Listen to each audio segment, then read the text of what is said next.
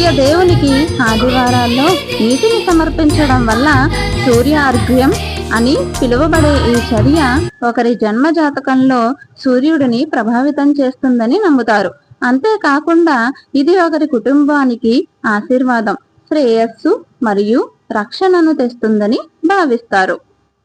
అంతేకాకుండా సూర్యోదయ సమయంలో నీరు, ఎర్రటి పూలు మరియు రాగి పాత్రతో అర్ఘ్యాన్ని సమర్పించడం అనేది ఆత్మవిశ్వాసాన్ని పెంచుతుందని, కంటి చూపును మెరుగుపరుస్తుందని, మానసిక స్పష్టతను తెలుస్తుందని మరియు శ్రేయస్సును ఆకర్షిస్తుందని నమ్ముతారు.